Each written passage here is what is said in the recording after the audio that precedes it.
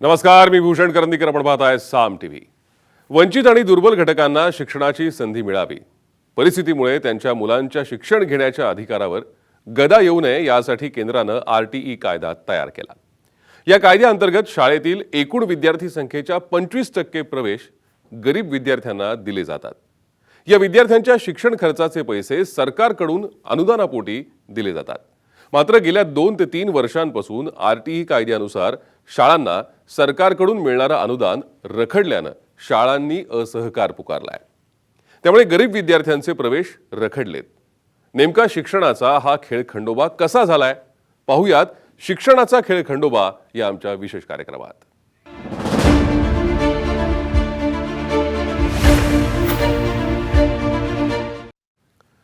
तर गेल्या 4 वर्षांपासून राज्यातील खासगी शाळांना शासनाकडून आरटीईची रक्कम मिळालेली नाही. त्यामुळे यावर्षी आरटीईचे प्रवेश देणार नसल्याचा निर्णय नागपुरातल्या संस्था चालकांनी घेतलाय. त्यामुळे आरटीई अंतर्गत प्रवेश मिळणाऱ्या गरीब विद्यार्थ्यांना त्याचा फटका बसतोय. आरटीईची सरकारी प्रतिपूर्ती थकली. नवे प्रवेश न देण्याचा संस्था चालकांचा इशारा. सरकार संस्था चालकांच्या वादात विद्यार्थ्यांचं नुकसान.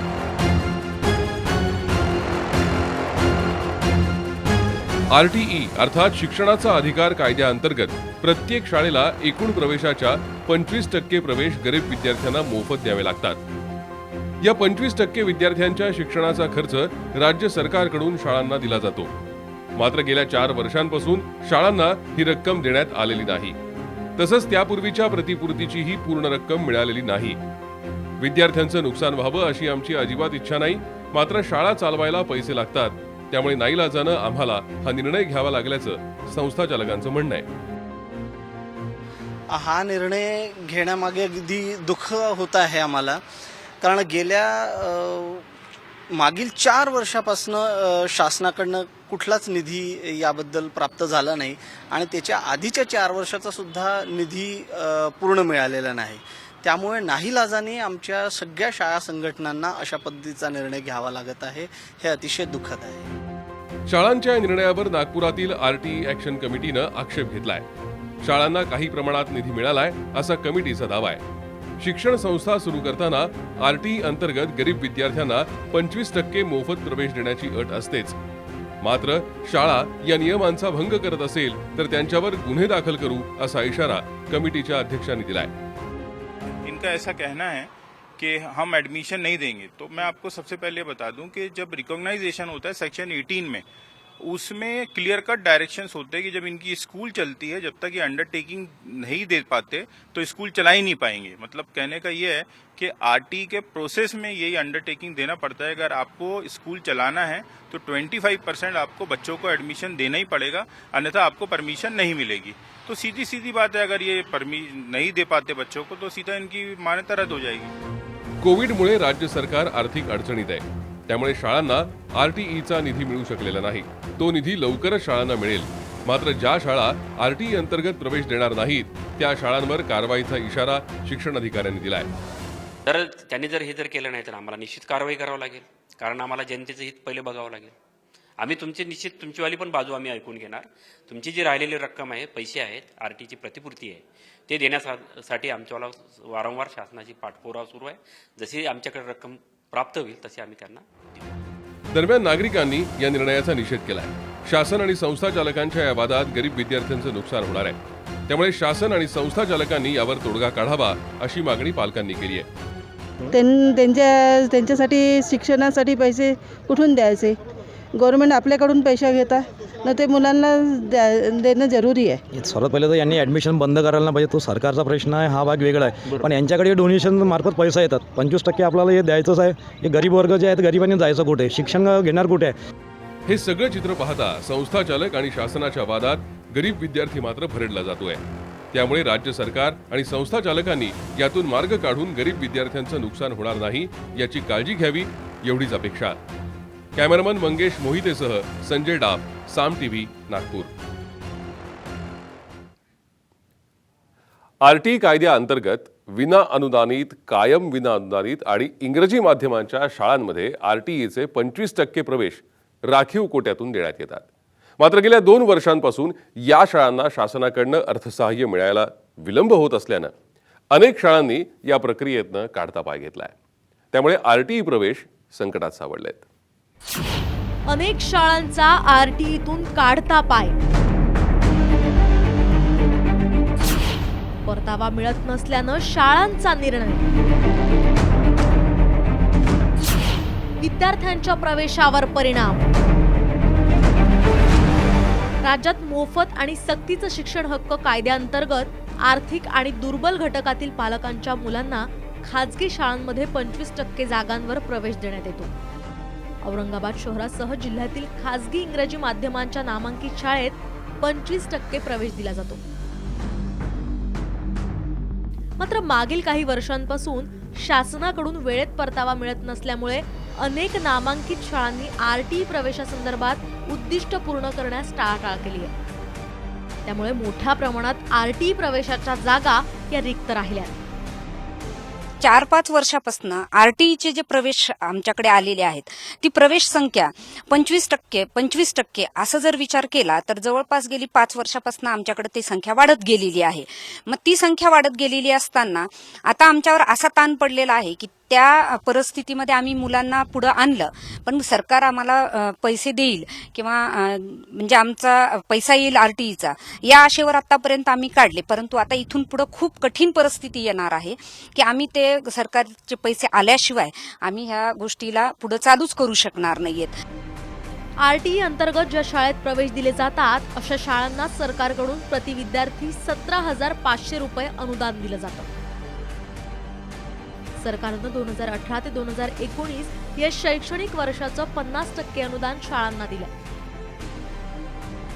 मात्र 2019 ते 2020 आणि 2020 ते 2021 अशा 2 वर्षांचं अनुदान शासनाकडून प्राप्तच झालेलं नाही. आपल्या माहितीनुसार 2.5 वर्ष, पण आम्ही प्रत्यक्ष अनुभव घेतोय ते 4-5 वर्षापासून आम्हाला आरटीईचे पैसे मिळालेलेच नाहीयेत. मग 50% म्हटलं तर राहिलेले 50% तुम्ही कधी देणार, आणि जे 50% त्याच्यातही तुम्ही 25%च दिलेले आहेत आम्हाला, तर ते पैसे आम्हाला ऍटलीस्ट मिळावेत ना. शहरातील नामांकित इंग्रजी शाळेत मुलाला प्रवेश मिळावा यासाठी पालक धडपड करतात. विद्यार्थी पात्र ठरल्यानंतर पालक सर्व कागदपत्रांची पूर्तता करण्यासाठी धावपळ करून प्रवेशही घेतात. मात्र अनुदानच मिळत नसल्यामुळे शाळा आता अडचणीत आल्यात. त्याचा परिणाम प्रवेशावर झालाय. त्यामुळे शासनाकडून वेळेत निधी उपलब्ध करून द्यावा अशी मागणी या खासगी संस्था चालकांनी केली आहे. ज्या शाळा पात्र असून सुद्धा प्रवेशासाठी नोंदणी करण्यास टाळाटाळ करतायत अशा शाळांवर कारवाई करण्यात येणार असल्याचं पत्रक हे शिक्षण विभागाकडून जारी करण्यात आलंय. माधव सावरगावे, साम टीव्ही, औरंगाबाद. कोरोनाचा फटका सर्वच क्षेत्रांना बसलाय. शिक्षण विभागानं आरटीई प्रक्रियेला गांभीर्यानं न घेतल्यामुळे राज्यात यावर्षी किमान 1 लाखाहून अधिक विद्यार्थी प्रवेशापासून वंचित राहणार असल्याची भीती मेसा संघटनेनं व्यक्त केली आहे. खासगी शाळांचे 400 कोटी शासनाकडे थकीत.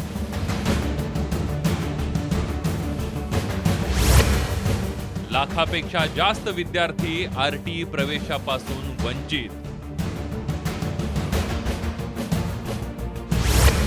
पालकांची ही सरकारला विनवणी. शिक्षण हक्क कायद्याअंतर्गत राज्यातील 25% विद्यार्थ्यांना खासगी शाळेत मोफत प्रवेश देण्यात येतो. राज्यात प्रतिवर्षी 1 लाखापेक्षा जास्त विद्यार्थी आरटीई अंतर्गत पहिलीला प्रवेश घेतात. पूर्वी 1ली ते 8वी पर्यंत ज्या वर्गांची विद्यार्थी संख्या जास्त असेल त्या संख्येच्या 25% मोफत प्रवेश वंचित आणि दुर्बल घटकातील बालकांना देण्यात येत होते. मात्र यावर्षी कोरोनामुळे प्रवेशांची संख्या गतवर्षीच्या तुलनेमध्ये निम्म्यापेक्षा कमी आहे. त्यामुळे जवळपास 50,000 विद्यार्थी आरटीई प्रवेशाला मुकण्याची शक्यता आहे.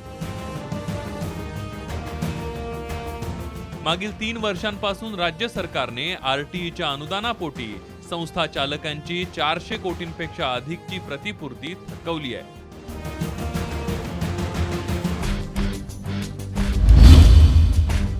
दरवर्षी आरटीईसाठी केंद्र सरकार 66% रक्कम राज्याला पाठवतं. त्यामध्ये राज्य शासनाला केवळ 34% रक्कम अदा करायची असते. मात्र राज्य सरकार स्वतःच्या वाट्याची तर रक्कम देत नाहीच, शिवाय केंद्राने दिलेल्या निधीचंही वाटप करत नसल्याचा शाळांचा आरोप आहे. आपण बघतोय की कोरोना संकट हे सगळे जगावर पडलेलं आहे. शाळेवर पण ते मोठ्या प्रमाणात त्याचा परिणाम झालेला आहे. पालकांच्या नोकऱ्या गेलेल्या आहेत आणि 3 वर्षापासून आरटीचे पैसे मिळाले नाहीत. म्हणून मला शासनाला असं म्हणावंसं वाटतं की आपण जी योजना काढलेली ही खऱ्या अर्थानं जर अंमलबजावणी करायची असेल तर शाळांना हे पैसे दिले पाहिजे. आणि शाळांना पण जर हे पैसे जर परत मिळालेच नाही आणि मिळतच नसेल वेळेच्या वेळी तर पर्यायानं शाळासुद्धा या आरटीच्या विद्यार्थ्यांना प्रवेश देण्यासाठी मागे हटतील. म्हणजे शासनाची ही योजना कुठेतरी थांबल्यासारखी होईल. एकीकडे गरिबांच्या मुलांना शिक्षणापासून वंचित ठेवल्याचा आरोप शाळा चालक करतायत, तर दुसरीकडे मुलांच्या भवितव्यासाठी सरकारने आम्हाला आधार द्यावा असा आर्जव पालक करताना पाहायला मिळत आहे. स्कूल में जो मैनेजमेंट चलाने के लिए हमारा मेंटेनेंस चार्जेस है, लाइट बिल है, वाटर बिल है end the teachers, online lectures में हमारा जितना स्टाफ है सारे स्टाफ को हमने लिया है. जो पहले चलता था 2019-20 में सेम स्टाफ हमने फॉलो किया है. स्टाफ को हमने कम नहीं किया है ताकि बच्चों का कोई नुकसान ना हो सके. आम्ही जर फी भरत नसेल तर त्या मुलाचं शिक्षण ह्या फीजमुळे थांबू नये. तर मला असं वाटतं की शासनाने सुद्धा ह्या म्हणजे आरटी वाल्या स्टुडंटचा किंवा त्यांच्या फीजचा विचार करावा. राज्य शासनाच्या आडमुठ्या भूमिकेमुळे भविष्यात गरिबांच्या मुलांना शिक्षण मिळणार का असा प्रश्न निर्माण झालाय. एकूणच शिक्षण हक्क कायदा केवळ कागदावर राहू नये एवढीच अपेक्षा. माधव सावरगावे, साम टीव्ही, औरंगाबाद. राज्य सरकार आरटी प्रवेश प्रक्रिया गांभीर्यानं घेत नाहीये. कोरोना काळात कशा तरी आम्ही शाळा सुरू ठेवल्या. अनेक पालकांच्या नोकऱ्या गेल्यानं इतर विद्यार्थ्यांच्या पालकांनाही सध्या पूर्ण फी भरणं शक्य नाहीये. अशा स्थितीत शाळा सुरू ठेवायच्या असतील तर सरकारनं आरटीईचे 2.5 वर्षांचे पैसे तातडीनं द्यावेत अशी भूमिका शाळांनी घेतली आहे. येत्या 2 महिन्यात जर पैसे दिले नाहीत तर आम्ही आरटीई अंतर्गत प्रवेश देणार नसल्याची प्रतिक्रिया मेसा संघटनेचे अध्यक्ष प्रल्हाद शिंदे यांनी दिली आहे. त्यांच्याशी बातचीत केली आहे आमचे प्रतिनिधी माधव सावरगावे यांनी. अनेक संस्था चालकांनी सोलापूर जिल्ह्यात असेल किंवा नागपूर असेल किंवा पुण्यामधल्या काही संस्था चालकांनी आरटी प्रवेशच नाकारलेला आहे. काय नेमकी संस्था चालकाची अडचण आहे, का अशी ते अडमुटेपणाची भूमिका घेत आहेत हे जाणून घेण्यासाठी आमच्या सोबत या विनाअनुदानित शाळेचे अध्यक्ष प्रल्हाद शिंदे सर आहेत. हा आरटी कायदा काय आहे, या अंतर्गत कोणते विद्यार्थी प्रवेश घेऊ शकतात आणि त्यासाठी प्रत्येक शाळेला किती कोटा आहे हे आम्हाला सुरुवातीला सांगा.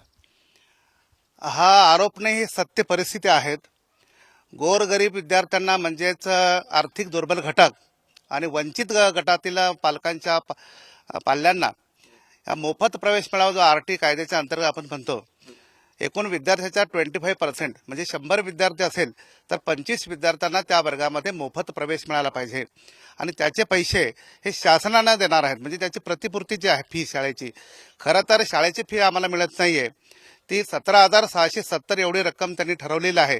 ती सरसकट सर्व शाळांना, मग ती ग्रामीण भागातली शाळा असो की मुंबई पुण्यासारखी शाळा असो, यांना ती एवढी रक्कम मिळते. पण आज रोजी असं झालेलं आहे की गेल्या 3, 4, 5 वर्ष झालेले आहेत. आरटीचे विद्यार्थी दरवर्षी 25 म्हणजे आज जवळपास 1 लाखापेक्षा अधिक विद्यार्थी आरटी मध्ये शिकत आहेत. पण त्याची जर फीसच देत नसेल, मग एकीकडे आरटीची फीस मिळणार नाहीत, दुसरीकडे कोरोनासारखे संकट किंवा अन्य संकटामुळे किंवा पालकाच्या अन्य परिस्थितीमुळे त्यांना सुद्धा आम्हाला फी मध्ये सवलत द्यावा लागते. मग ती फी मिळणार नसेल, ही फी मिळणार नसेल, तर मग आरटीच्या विद्यार्थ्यांना शिक्षण देण्यामध्ये जो आनंद होतो, आता यापुढे आम्हाला तो आनंद वाटणार नाही. कारण आनंद हा वेगळा आहे, परंतु त्याच्यासाठी लागणारे जे भौतिक सुविधा, त्याच्यासाठी स्टाफ, टीचर, नेटचे जे आहे ते, हा खर्च आम्ही करायचा कुठून? केंद्राकडून जवळपास 50% पेक्षा जास्त रक्कम ही केंद्राची असते. पण केंद्राची रक्कम जी आलेली असते ती जर निदान आम्हाला द्यायला पाहिजे, ती द्यायची नाही, स्वतःची टाकायची नाही. आणि दुसरीकडे 2-2, 4-4, 5-5 वर्ष आरटीची रक्कम द्यायची नाही. अशा वेळेस पर्यायानं राज्यातील सर्व शाळा याच्यामधून पाय मागे काढतील.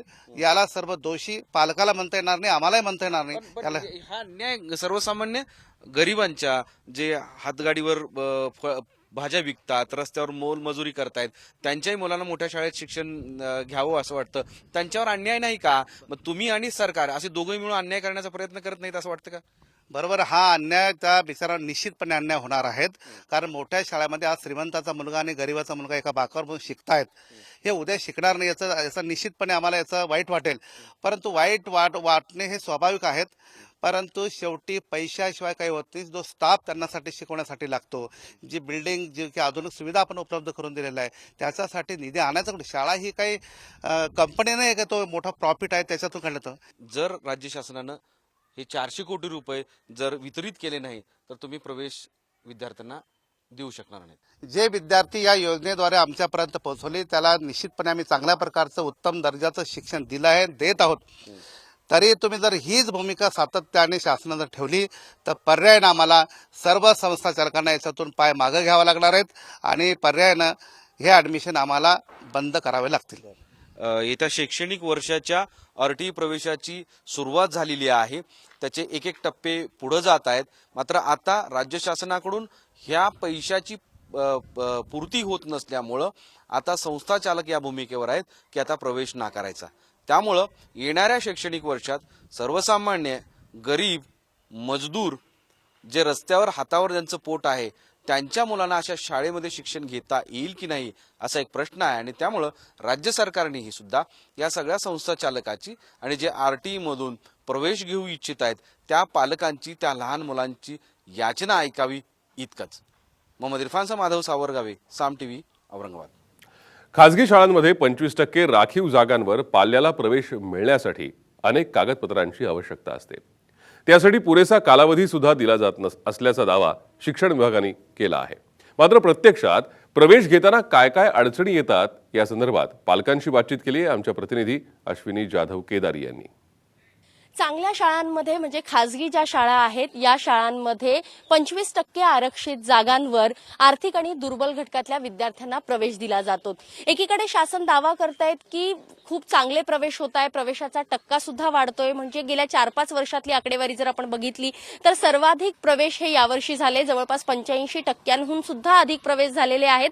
एकीकडे शासन असा दावा करतंय ही परिस्थिती असताना नक्की दुसरीकडे खरी काय परिस्थिती आहे? कारण पालकांना खूप अडचणी येत आहेत. काही पालकांशी आम्ही संवाद आता साधणार आहोत आणि ग्राउंड लेवलला नेमकी काय परिस्थिती आहे हे जाणून घ्यायचा प्रयत्न आज मी या ठिकाणी करणार आहेत. माझ्यासोबत काही पालक आहेत की जे त्यांच्या मुलांना चांगल्या शाळांमध्ये प्रवेश मिळावा यासाठी पाठपुरावा करतायत पण यश येत नाहीये. तर काही पालकांच्या मुलांचं ऍडमिशन झालेलं आहे, त्यांनी नेमकी कशी सगळी प्रक्रिया केलेली आहे या संदर्भात मी त्यांच्याशी बोलणार आहे. ताई, तुम्ही आरटीई नुसार तुमच्या मुलाला प्रवेश घ्यायचा आहे, त्यासाठी प्रयत्न करतायत, काय अडचण येते? 1 एप्रिलच्या मुलांचं होत नाही असं म्हणतात ते. त्याच्यामुळे मी 3 वर्ष एकदम लागोपाठ 3 ते 4 वर्ष झालं फॉर्म भरते. नर्सरीमध्ये व्हावं किंवा 1 वर्ष एक्स्ट्रा म्हणजे तो पहिलीला आणखीन 1 वर्ष जरी बसला तरी पण चालेल म्हणून मी फॉर्म भरते. पण 4 वर्ष झालं त्याचा नंबर लागतच नाही, लिस्टला नावच येत नाही. काय कारण सांगितलं जातंय का लागत नाहीये? काय तसं कारण समजतच नाहीये. फक्त नंतर ज्या वेळेस लास्ट लिस्ट लागून जाते त्यावेळेस कळतं की 1 एप्रिलच्या मुलांचं होतच नाहीये असं कळतं, किंवा जुलै मधल्यांचं होत नाहीये, किंवा आता जी एज आहे त्याच्यामध्येच आणखीन शासनाकडनं 3 महिने किंवा 4 महिने आणखीन वाढवून येतात. त्याच्यामुळे त्यांचं एज त्या फॉर्म मध्ये ऍडजस्ट होत नाही असं सांगतात ते. तुमचं झालेलं नाही झालेलं. ऑनलाईनला म्हणजे का उपलब्ध होत नाही स्मार्टफोन म्हणून तुम्हाला ऍडमिशन कॅन्सल करायचं? हो, त्याच्यासाठी मी शाळेला पण विचारलं होतं की जर तुम्ही शाळेकडनं मला जर टॅब वगैरे दिला तर मी तो घेईन, तर ते तसं पण उपलब्ध करून देत नाहीत. एका मुलाचं झालंय पण दुसऱ्या मुलाचं 2 वर्ष झालं मी ट्राय करतोय. ते 16 मधलं आहे त्यामुळे ते रिजेक्ट होते. त्याचं ओटीपी येतंय, सगळं होतंय. नंतर 2 दिवसांनी बोलवतात ते सायबर कॅफेवाले, नंतर रिजेक्ट दाखवता येते. इतर पुस्तकांचा सगळं वह्या पुस्तकं ते सगळं आपणच आणावं लागतं. फक्त शाळेत जो खर्च आहे त्यांचा म्हणजे फक्त शाळा मोफत आहे, बाकी काही नाहीये. तुम्ही सुद्धा काका खूप लोकांना प्रयत्न करत आहात हे अशा प्रकारचे ऍडमिशन्स होण्यासाठी. काय नक्की परिस्थिती तुम्हाला दरवर्षी आढळून येते? काय प्रॉब्लेम्स येतात? दरवर्षी असाच प्रॉब्लेम येतोय की ते तारखेनुसार ते म्हणतात तुमचे मुलांचं ऍडमिशन ते होईल म्हणून. पण आता माझं म्हणणं शासनाला एवढीच विनंती आहे की जे तुम्ही म्हणताय जे तारीखनुसार तुम्हाला ऍडमिशन होईल, यांचा फॉर्म एक्सेप्ट केला जाईल, तर माझा हा प्रश्न आहे की शासनाला विचारून आमची मुलं जन्माला घालायची का? तर या ठिकाणी आपण खरी परिस्थिती बघितली तर या सगळ्या पालकांनी कागदपत्रांची पूर्तता केलेली आहे, मात्र फक्त तारखेचा गोंधळ आहे, तोही की ठराविक एका तारखेला ते वय त्या ठिकाणी मॅच होत नाही किंवा इतर काही कारणं सांगितली जातात आणि प्रवेश रद्द होत आहेत. पूर्ण प्रक्रिया होते पण शेवटपर्यंत त्यांना म्हणावा तसा प्रतिसाद मिळत नाहीये. गेल्या अनेक वर्षांपासून हे सगळे पालक आपल्या मुलांना चांगल्या शाळेमध्ये प्रवेश मिळावा यासाठी प्रयत्न करतायत, मात्र त्यांना निराशाच केवळ यामध्ये दिसते. अद्यापही यांचे प्रवेश होताना दिसत नाहीये. एका विद्यार्थ्याचा झालेला आहे, म्हणजे एकाच पालकाच्या मोठ्या मुलाचा झालाय पण लहानाचा झाला नाही, असे सुद्धा अनेक प्रश्न या ठिकाणी उपस्थित होत आहे. त्यामुळे सरकार हा दावा नेमका कोणत्या आधारांवर करत आहे हा प्रश्न या ठिकाणी उपस्थित होतोय. कॅमेरामन सुमित भोसलेसह अश्विनी जाधव केदारी, साम टीव्ही न्यूज, पुणे. आणि यानंतर या विशेष कार्यक्रमामध्ये इथेच थांबणार आहोत. ताज्या बातम्यांसाठी आपण पाहत राहा साम टीव्ही. नमस्कार.